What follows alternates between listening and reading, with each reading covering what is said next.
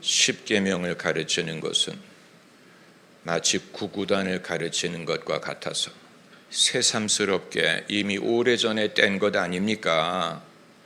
게다가 율법의 시대가 지나가지 않았습니까? 은혜의 시대가 되었는데 이건 마치 21세기의 한국어의 변화를 말하다가 갑자기 나라 말씀이 둥기에 달라 훈민정음의 때를 말하는 것과 같지 않느냐. 여러분, 그럼에도 불구하고 예수께서 우리의 죄를 사하신 것은 결국 십계명을 지키지 못하는 죄를 사하기 위한 것입니다. 여러분, 예수님이 오셨다고 해서 계명을 안 지켜도 되는 것이 아니에요. 그런 식으로 가르치는 사람을 천국에서 가장 작은 자라고 일컫는다고 하셨습니다.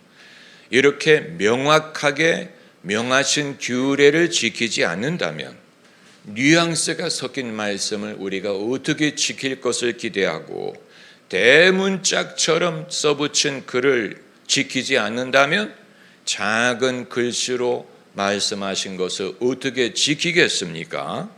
여러분, 이 10번째 계명 탐내지 말라, 이 계명에 대해서 제 자신이 갖고 있었던 선입견이 있었어요. 어떤 선입견이냐면 나머지 9개와 격이 안 맞는 것 같다라는 선입견이었어요.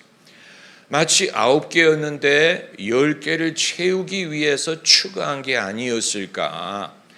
손가락이 10개인 것처럼 열이라는 숫자는 많다라는 뜻을 갖고 있는데 열을 채우기 위해서 9개와는 약간 다른 종류의 계명을 추가한 것이 아니었을까. 마치 사운드 오브 뮤직의 도레미송 있잖아요. 도레미송, 도, 딜 뭐 이런 식으로. 그런데 라에 대해서는 할 말이 없어요. 그래서 라에 대해서는 뭐라고 말했냐면 note to follow soul. soul 다음에 오는 음계라 그랬어요. 나머지는 뭐 tea는 뭐 drink with jam and bread, 뭐 soul은 무슨 뭐 이런 식으로 하다가 라는 할 말이 없으니까 soul 다음에 오는 음계라고 한 것처럼 이 10번째 계명이 9개로는 불충분한 것 같으니까 약간 덧붙인 것이 아니었을까라고 생각하는 것이 저의 편견이었는데, 그러나 제가 이 구절에 대해서 깨달음을 얻게 된 계기가 다른 계명은 인간의 행위를 말하는 것이라면 10번째 계명은 사람의 동기와 중심과 그 중심에서 벌어지고 있는 탐심이라는 풍랑을 말하는 것은 행위보다는 사람의 중심과 심리와 그 중심에 사람이 왜 하나님을 기뻐하지 않고 감사하지 못하고 자기의 길을 행복하게 찾지 못하는가 하는 이유를 지적하는 하나님의 참으로 깊은 말씀이라는 사실을 깨닫게 된 것입니다.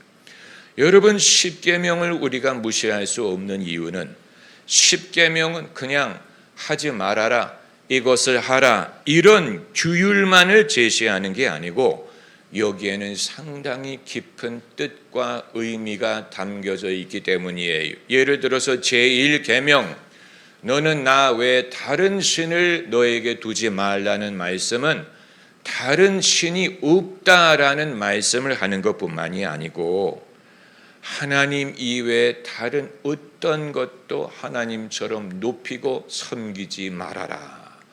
여러분, 아이돌이라는 것이 무엇입니까? 사람이 자기가 스스로 높이는 것이 아이돌이 되는 것처럼 하나님이 애초부터 너는 나 이외에는 다른 어떤 것도 너의 신처럼 섬기지 말아라. 너의 도움은 하나님으로부터 온다. 아주 깊은 말씀이 아닙니까? 그리고 두 번째, 우상을 만들지 말고 거기에 절하지 말라. 이 말은 사람 밑에 있는 물건이라도 그게 우상이 돼버리면 사람 위에서 그를 군림하기 시작하기 때문에 그런 거예요. 여러분, 이 모든 것이 애초부터 우리 위에 있었던 게 아닌데 그게 우리의 우상이 돼버리는 순간에 이제 우리를 다스리기 시작합니다. 우리를 군림하기 시작하고 우리는 그 눈치를 보고 그것을 어려워하고 그것을 섬기기 시작하는 것이기 때문에 인간의 역설적인 함정을 보여주는, 역설적인 함정, 스스로 자기를 다스릴 우상을 만든다는 얘기예요. 그리고 제3계명, 하나님의 이름을 망령되이 일컫지 말라는 말은 욕할 때 하나님의 이름을 쓰지 말라는 그런 뜻보다는 사람이 예는 예, 아니오는 아니오로 해야 되는데 그게 안 통할 것 같으니까 자기의 말을 증명하기 위해 하나님의 이름을 인용하는 것을 말하는 거예요. 자신을 증명하기 위해, 자신의 입장이 옳다는 것을 증명하기 위해 하나님의 이름을 오용하는, 여러분 이것처럼 깊은 실수가 없죠. 예는 예, 아니면 아니요, 안 믿으면 그만이요. 그런데 내 입장을 증명하려고 하다 보니까 하나님의 이름을 인용하고 하나님이 주신 거야, 하나님이 말씀하신 거야, 내 말로 하면 안 믿을 것 같으니까 그런 식으로 하는 것을 하나님은 망령되이 일컫는 것이다 라고 말씀하시는 것이고, 제4계명 안식일 규례는 무엇 하지 말아라, 일하지 말아라 이런 뜻보다는 네가 먼저 쉬고 남도 쉬게 하라는 구절이에요. 네가 먼저 쉬어.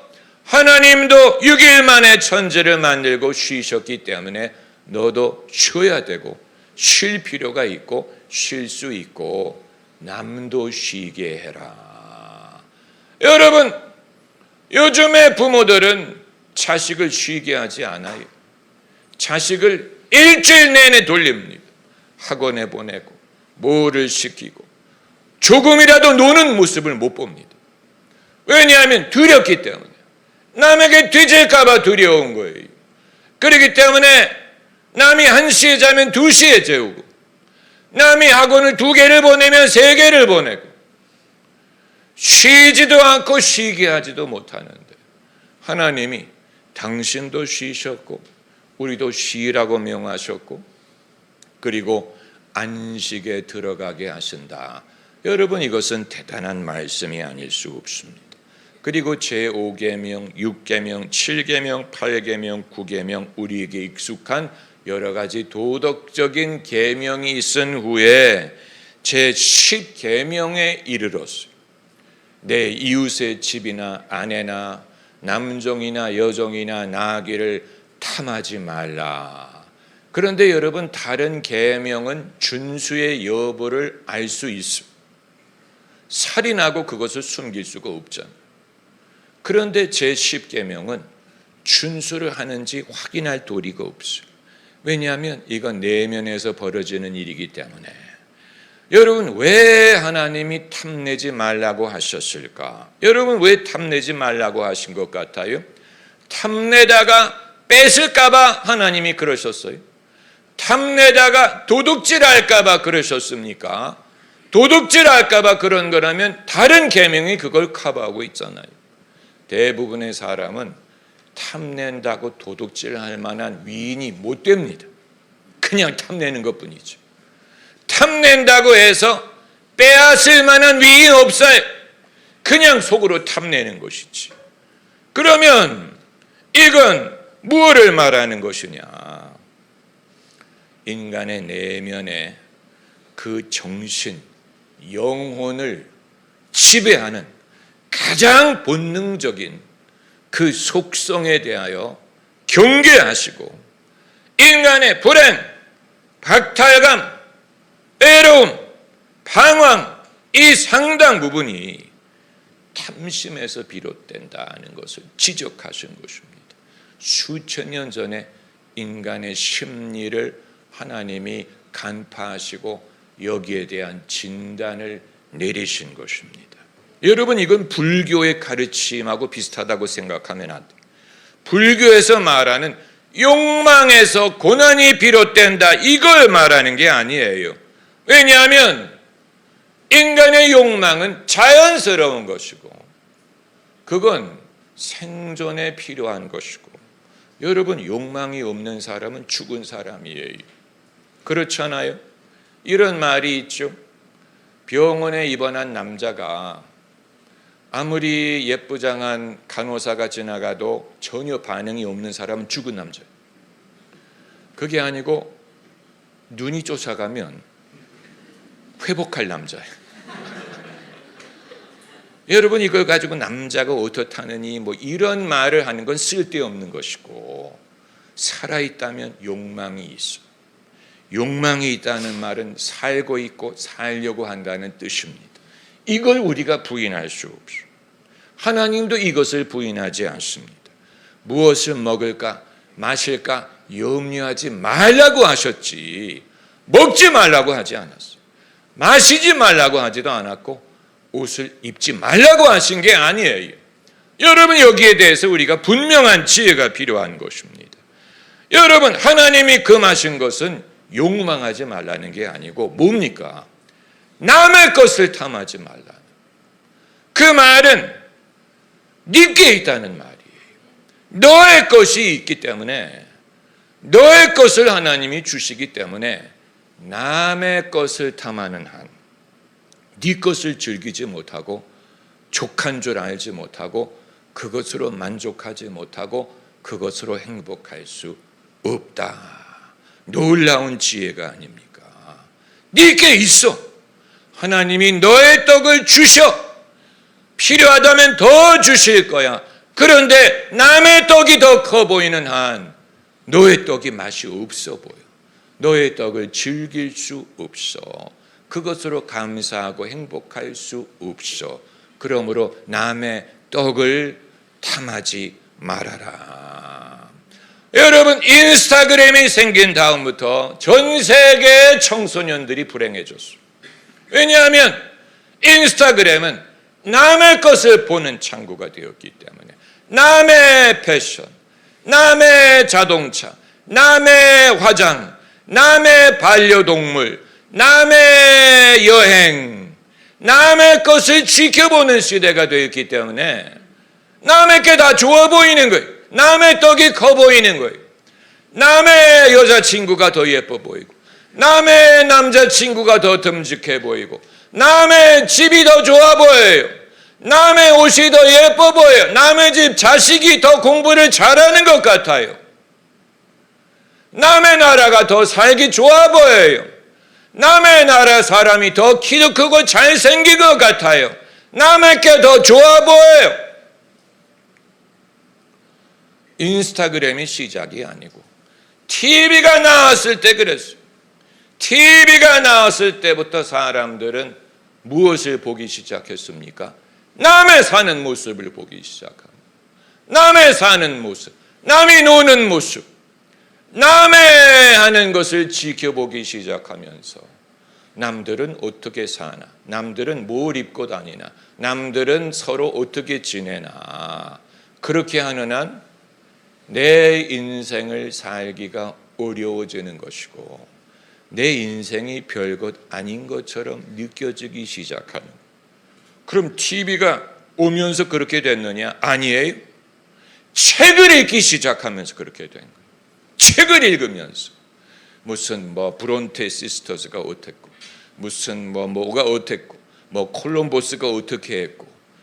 여러분, 책을 읽으면서 남의 인생을 바라보기 시작한 거예요. 남의 사랑, 남의 행복, 남의 불행, 남의 모험, 남의 인생, 남의 것을 바라보면서 그게 더 재미있게 느껴지는 거예요. 내 인생은 지루한데, 내 매일매일 나날은 지루한데 남의 인생이 더 재밌어 보이는 거예요. 그럼 문학이 오기 전에는 괜찮았느냐? 아니에요. 창문이 생긴 다음부터는 사람들이 창밖을 내다보기 시작했어요. 남이 사는, 누가 지나가는 사람, 저 사람은 키가 크네, 저 사람은 잘생겼네, 저 사람은. 창문이 생겨서 내 인생 이외에 남을 바라보기 시작하면서, 이건 여러분 오래전으로 거슬러 올라가는 거예요.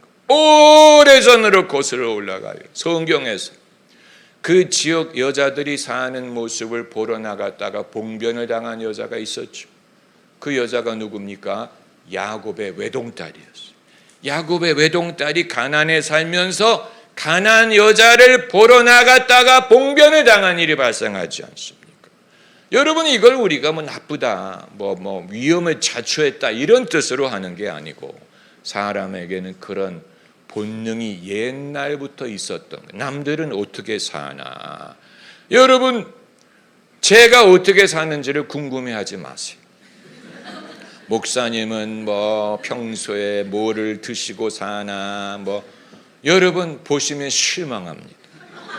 실망합니다. 거기에 어떤 비밀이 있는 게 아니에요. 여러분의 삶을 사세요. 남을 바라보려고 하지 마세요. 왜 하나님이 남의 집, 남의 아내, 남편이란 말은 왜 안 했을까? 여자들이 더 지혜로운 거예요. 남자들이 미련한 거죠. 그래서 남의 집을 탐하지 말고 남의 남종 여종, 남의 나귀를 탐하지 말라. 여기에 그럼 어떻게 하라는 말씀이에요? 여기에 깔려 있는 것은 남의 것을 보지 말고 네 것은 내가 줬잖아. 너에게 집이 있지, 너에게 배우자가 있지, 자식이 있잖아. 너에게도 남종과 여종과 생업이 있고 살 길을 내가 주었으니 남의 것을 바라보는 한 그게 더 커 보이고, 영어에도 남의 집들이 더 파랗다 이런 말이 있잖아요. 그렇게 보이는 한 내가 갖고 있는 데에서 도대체 어떻게 살라는 말인지를 알 도리가 없게 되는 것입니다. 이 부분에서 탐하는 것과 부러워하는 것의 차이점을 발견하게 됩니다. 다윗이 골리앗과 싸우러 나갈 때 다윗이 용맹했다라느니 무슨 하나님이 함께 하셨다라느니 이런 것만 보면 안 되고, 다윗이 부러워하지 않은 게 있어요. 탐을 내지 않은 게 있었어요. 첫째는 사울의 갑옷을 탐내지 않았어요. 사울의 갑옷이 어마어마하지 않았겠습니까? 여러분, 왕은, 일반 사병은 갑옷이 없더라도 왕은 갑옷을 입습니다. 죽으면 안 되기 때문에. 일본의 사무라이 갑옷을 여러분 보셨죠? 일본의 사무라이는 모자도 크고요, 얼굴에 가면을 쓴다는 사실을 아세요? 아주 무서운 표정을 한, 이런 무서운 표정을 한 가면을 쓰고, 얼마나, 그렇기 때문에 일본에서는 사무라이가 되려면 돈이 많아야 돼. 그 갑옷을 사야 되기 때문에. 여러분, 다윗이 사울 왕의 갑옷을 탐내지 않았어. 승리가 거기에 좌우되지 않는다는 걸 알았기 때문에. 할렐루야. 이걸 입는다고 내가 이긴다는 보장이 있는 게 아니야. 전쟁이 갑옷에 있는 게 아니야. 그래서 다윗이 자기 평소에 입던 옷을 입고 나갔어요. 왜냐하면 전쟁은 하나님께 속한 것이니 하나님이 저 할 리 없는 자를 내게로 넘겨주는 게 중요하지. 내가 갑옷에 사울의 갑옷을 입고 사울의 칼을 찬다고 해서 이길 수 있는 게 아니야. 여러분, 다윗의 특별한 면이 거기에 있었던 거예요. 그는 탐을 내지 않았어요. 사울의 왕위를 탐내지 않았어요. 탐냈다면 기회가 있었을 때 사울을 죽였을 텐데 안 죽였죠. 탐을 내지 않았다는 얘기예요. 하나님이 내게 약속하신 것은 하나님의 때에 하나님의 방법으로 주실 거야. 내가 탐낸다고 해서 내 것이 될 수 있는 게 아니야. 도리어 탈이 날 거야. 에릭 클랩톤의 러브 스토리가 유명합니다. 에릭 클랩톤이 누구를 탐냈냐면 비틀즈의 조지 해리슨의 아내를 탐냈어요. 비틀즈만 해도 우리가 가까이 갈 수 없는 그런 위대한 그룹인데 비틀즈 멤버의 아내를 탐냈다니 에릭 클랩턴도 대단한 남자죠. 그래서 어떻게 됐느냐? 결국 결혼을 했어요. 그 여자랑. 근데 오래 가지 않았어요. 헤어졌어요. 그러니까 여러분, 탐내는 것을 얻는다고 해서 우리의 문제가 해결되는 게 아니라는 얘기예요. 탐내는 것을 내가 얻는다고 해서 더 이상 탐을 안 내느냐? 아니에요. 탐을 냈던 그 동기를 해결하지 않는다면 내가 무엇을 탐내는 것은 무지개를 탐내는 것과 같기 때문에 끝이 없어요. 끝이 없어요. 그럼 다윗은 사울의 갑옷을 탐내지도 않고 당연히 골리앗의 갑옷을 탐내지도 않았어요. 골리앗의 투구와 그의 흉배와 그의 방패와 그의 잔창과 하나도 탐내지 않았어요. 그럼 누가 무엇을 부러워했을까? 오히려 사울이 다윗의 용기를 부러워했을까? 참 대단해. 어린애가 대단해. 어떻게 저 나이에 저럴 수 있을까? 놀랍다. 저 용기가 어디서 났을까? 사울이 오히려 다윗의 배짱이 부러웠을 거예요. 제가 무엇을 믿길래 저렇게 담대할 수 있을까? 놀랍다. 내게는 적이 없는데 부럽다. 그리고 누가 부러워했겠습니까? 골리앗이 다윗을 부러워했을 거예요. 쟤는 도대체 누군데 나 같은 거인과 싸우려고 나올까? 뭐를 믿기에 저렇게 할까? 어떻게 저렇게 담대할 수 있을까? 침착할 수 있을까? 놀랍다, 부럽다. 내색은 하지 않죠. 부러운 거죠. 다윗이 사울의 갑옷이 부러운 것도 아니고 사울의 왕의 자리가 탐나는 것도 아니고 골리앗의 신장이 부러운 것도 아니고 골리앗의 무기가 탐내는 것도 아닌데 오히려 그들이 다윗을 부러워했죠. 여기에서 여러분, 탐을 내는 것은 아무런 도움이 되지 않지만 부러워하는 것은 다윗의 용기를 부러워하게 되면 배울 수가 있는 거예요. 할렐루야. 다윗이 저렇게 하는 걸 보니까 나도 할 수 있겠네. 이건 여러분, 탐을 내는 거는 아무런 도움이 되지 않는데 남의 덕목, 남의 인격, 남의 용기, 남의 근면, 부지런함을 부러워하게 되면 그러면 나도 그것을 할 수 있다는 것을 깨닫게 되고 유익이 되는 거예요. 어떻게 저렇게 할까? 나보다 가진 게 적은데 적은 것을 가지고 더 많은 일을 하네. 더 많은 결과를 얻네. 더 멀리 가네. 더 큰 일을 이루네. 더 화목하고 더 행복하네. 그 비결이 어디 있을까? 여러분, 이것은 탐심을 자극하는 것이 아니고 믿음을 자극하는 것입니다. 나도 그러면 남이 가진 게 없다고 불평할 게 아니고 남은 나보다 가진 게 적은데 적은 것으로도 더 큰 일을 하고 더 많은 것을 하고 더 멀리 가고 더 위대한 일을 이루고 더 좋은 결과를 얻는 것을 보니 내게 남이 있는 것을 없어서 문제가 되는 게 아니고 내게 있는 것을 가지고 내가 어떻게 할 수 있는지를 생각해 봐야 되겠구나. 여러분, 이것은 유익이 되는 것입니다. 할렐루야. 여러분, 이 차이를 우리가 알기를 원하는 거예요. 기독교인들도 남의 믿음을 부러워하는 게 있고 남이 가진 것을 탐내는 것이 있는데 이건 엄청난 차이가 있어요. 우리가 그 경계가 불분명할 때가 많죠. 그래서 남의 떡이 커 보이는 경우가 많아요. 남의 교회를 가면 예배당도 커 보이고 성도들이 더 찬송을 열심히 부르는 것 같고 목사님이 설교를 더 잘하는 것 같고 이런 식으로. 옛날에 제가 부목사로 섬기던 교회에 어느 다른 대형교회 목사님이 설교를 하러 오시기 전에 장로님들이 탐방을 왔어요. 탐색하러 온 거예요. 마치 가나안 땅에 정탐꾼을 보낸 것처럼. 그래가지고 그 장로님이 저를 아니까 물어보는 거예요. 첫 질문이 뭔지 아세요? 예배당에 몇 명 왔냐? 그거 알아서 뭐하게? 예배당에 몇 명 앉는지를 알아서 뭐하게? 그럼 알면 거기 가서 지을 거예요?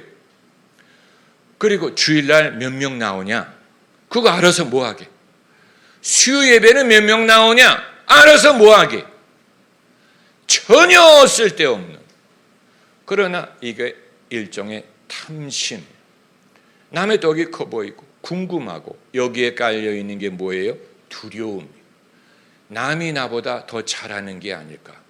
남이 나보다 더 많이 가진 게 아닐까? 남이 나보다 더 잘 나가는 거 아닐까? 남이 나보다 더 행복한 게 아닐까? 두려운 거예요. 두렵기 때문에 물어보는 거예요. 여러분, 그건 물어볼 필요도 없고 안다고 해서 도움이 되지도 않고 나에게 유익하지도 않고 내가 무엇을 배울 수 있는 것도 아니고 그게 나에게 믿음을 키워주지 않습니다. 차라리 예배당이 우리 예배당만큼 크냐 작으냐 이걸 따지기보다 더 작은데, 더 규모가 작은데 어쩜 성도들이 저렇게 화목할까, 행복해 보일까, 기뻐할까, 이걸 보고 비결이 뭘까? 부럽다. 내가 무엇을 배울 수 있을까? 여러분, 이게 지혜로운 것입니다. 할렐루야. 여러분, 그 차이를 우리가 알기를 원하는 거예요. 그 차이를, 목사님은 그 비결을 배우셨습니까? 배웠다면 말씀을 안 드리지. 배우고 있는 중이기 때문에 저에게 업데이트가 되는 말이요, 라이브로 실시간으로 깨닫는 바를 여러분과만 쉐어하는 것입니다.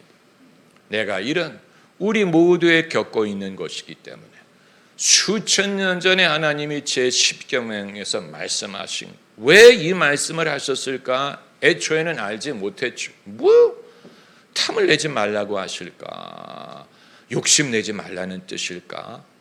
그게 아니고 인간의 그 정하지 못함과 정함이 없는 것과 평강을 얻지 못하는 것과 감사하지 못하고 거기에서 어떤 만족의 비결을 알지 못하고 행복의 비결을 알지 못하는 이유는 외적인 조건의 차이에서 있는 게 아니고 결국은 탐심. 내가 무엇을 원하는지조차도 몰라요. 나는 내 자유가 있다면 무엇을 선택할까를 몰라요. 그럼 뭘로 결정하느냐? 남이 가진 거를 보고 결정해요. 우리 언니가 이런 의사랑 결혼했어. 그러면 나도 의사랑 결혼할 거야. 내가 의사와 결혼하고 싶어서 하는 게 아니고 남이 하는 걸 보고 그게 나에게 하나의 욕망이 되는 거예요. 내 친구가 어떤 브랜드의 옷을 입었어. 그러면 나도 그 옷을 사서 입을 거야. 내가 그걸 좋아하는 게 아니고, 내가 그걸 원하기 때문에 하는 게 아니고, 누가 그걸 하는 걸 보니까 좋아 보이기 때문에 하는. 그렇다면 내 인생을 사는 게 아니에요. 내 인생을 사는 게 아니고 남의 인생을 흉내내면서 사는. 우리 모두가 그래요. 서로를 흉내내면서 사. 내 인생에 대해서는 별로 확신이 없고 중요하게 여기지도 않고 가능하다고 생각하지도 않아. 만약에 내 인생 내가 정말로 원하는 대로 살았다면 우리의 액티비티는 현저하게 줄어들 것입니다. 우리의 밖을 내다보는 관심이 현저하게 줄어들고 우리는 더 내게 있는 것, 은과 금은 내게 없지만 내게 있는 것으로 너에게 줄 거야. 내게 주신 은혜가 헛되지 아니하므로 생명과 경건에 속한 모든 것을 내게 주셨어. 여호와는 내 목자시니 내가 부족함이 없어. 할렐루야. 여러분, 성경의 일관적인 하나님의 지혜가 아닙니까? 믿음의 원리를 말하는 게 아닙니까? 믿음의 원리. 남의 떡이 커 보여서 내가 배가 고픈 게 아니고 오히려 나보다 적게 가지면서도 나누고 화목하고 풍족한 비결을 바라볼 수 있어야 되고, 내가 엉뚱한 데를 바라보고 살았네, 내 눈이 엉뚱한 데를 항상 쳐다보고 있었네, 하나님의 말씀을 내가 듣고 더 이상 탐하지 않으리, 탐심이 나를 좌우하게 하지 않으리, 나의 탐심에 내가 더 이상 미혹되지 않을 거야. 할렐루야.